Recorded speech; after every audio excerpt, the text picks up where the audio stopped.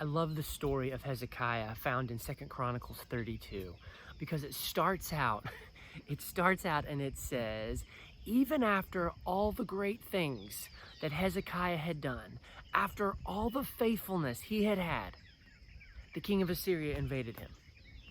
Now, first off, there's this idea that we have that if we do everything right, then nothing bad will happen to us. We'll never get sick, we'll never lose our jobs, we'll never get COVID, we'll never have tragedy, everything will be all right. All the people on the Titanic, they were bad people. All the people who suffered in World War II, they were bad people, but that stuff doesn't happen to me. And this verse right here just jumps out and says, the rain falls on the righteous and the wicked. Even after all the amazingly faithful things Hezekiah had done, he got invaded. So first off, we just want to say right off the bat here, do the right thing, be faithful. But when bad things happen to you, choose to have the attitude of Hezekiah. Because immediately, as soon as he found out he was being invaded, he did all these strategic things. He stopped up the water in the land so that when the Assyrians would come, they wouldn't have plenty of water. He rebuilt the walls. He built new weapons. He actually built a new tower. He did all of the things that he needed to do to fix the issue. So if you find out that you're sick, go to the doctor, take his advice or her advice, and start doing the things that you need to do. If you find out you've lost your job, well, get out there and start hitting the streets and passing out your resumes. I mean, you'll know the things that you need to do to fix the problem. But Hezekiah didn't rest on that. He called all the people together.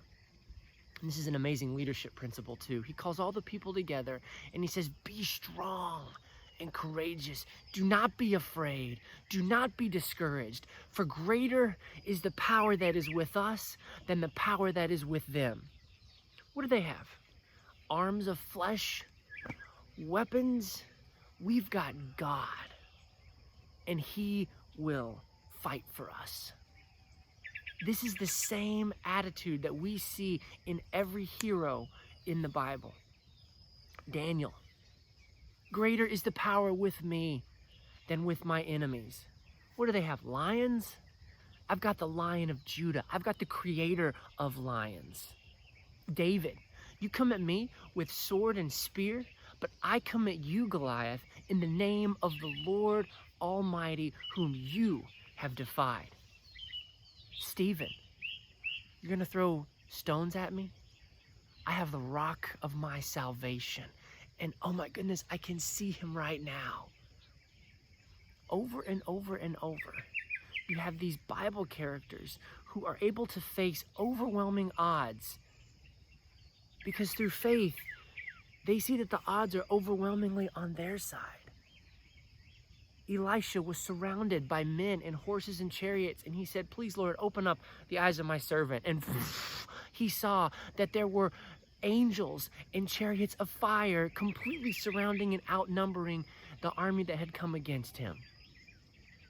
And Hezekiah didn't see it, but he believed it. Okay, he had been faithful before the crisis. And when the crisis came, instead of falling apart like Ahaz did the day before, Ahaz was actually Hezekiah's father. Ahaz totally blew it. Hezekiah, he is strong. And because he's been faithful, he realizes that God is faithful. And when he's hit with the climactic, chaotic conflict of his throne, of his kingdom, of his reign, he immediately turns to God. And God answers him and sends one angel. And in 2 Kings, we find out that one angel killed 185,000 soldiers in one night. Hezekiah never had to fight the battle. He didn't have to go out of the walls. They woke up one morning and the whole army's dead. Because Hezekiah knew greater is the power with us than with them. What do they have? Arms of flesh? They have almost 200,000 soldiers. Oh, we've got one angel. And that means that they are outnumbered. What are you facing today? What is your problem today? You see, it's so easy for me to look at my problems and put them on this pedestal and just feel overwhelmed. I mean, how can we not be stressed after we watch the presidential debate? How can we not be stressed when we watch the news? How can we not be stressed when we look at our imperfections and our addictions and our depression and all the things that are going wrong? But Hezekiah says, be strong and courageous. Greater is the power that is with you than the power of your enemies. We're looking at disease, but we've got the healer on our side. We look at political chaos, but we've got God who gave Daniel the visions all the way through time where there were kingdoms of so much might and power. And God's like, yeah, but at the end, the rock, that's me, we show up and we're forever. So it doesn't matter what we're looking at. Here's your new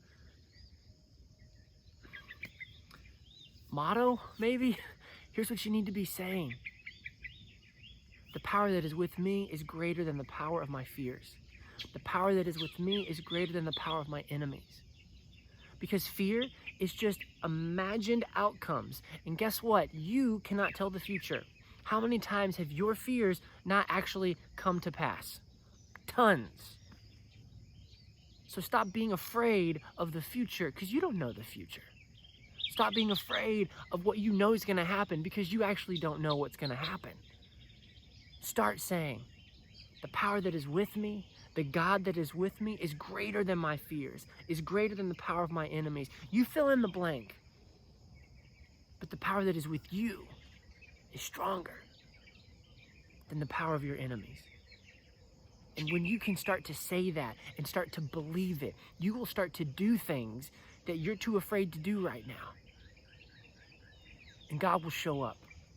And he might shut the lions' mouths, or he might open the doors of heaven. You see, he doesn't guarantee us that we'll be healed. He doesn't guarantee us that we'll be rich. He doesn't guarantee us that we'll be delivered. But he does guarantee us that he will always be there with us and that in the end, he wins. And in a million billion years from now, when we're in heaven celebrating, we are not going to look back on our crisis and say, God, you blew it. No matter what happens in our crisis now, we'll be able to look back and say, God, you were faithful and good, and you did what was the best for me in that situation. And so now we're just going to have to step into that future moment and say, you know what? I trust him. I trust God. Greater is the power that is with me now than the power of my enemies. That's the key to fearlessness. Today was day 20. We are halfway through our 40 days. In the Bible, the number 40 is transformational. There's so many things that happen in 40 days. And in the Hebrew culture, when a man, maybe a woman, I don't know, in the ancient Hebrew culture, when a man turned 40, he had left the foolishness of young adulthood, and he had finally become a respected, mature man. You see, at age 12, you change from a boy to a man. But from 12 to 40, you were a young man and prone to emotionalism and you know how young guys are. But once you're 40, you've hit an area of maturity. And so we're on that journey with fearlessness, a 40-day journey. And right now we are halfway through it. And halfway is a turning point, because that's when you start building that momentum. So I just want to encourage you to stay in your Bible, to stay going with the devotional, to let God speak to your fears. I've got 4 fears left on my paper that I haven't filled out a verse for, but I know God's going to be faithful and he's going to speak to those fears. So I just want to encourage you today to know that God's got this, to know that the power that is with you is stronger than the power of your fears. God bless.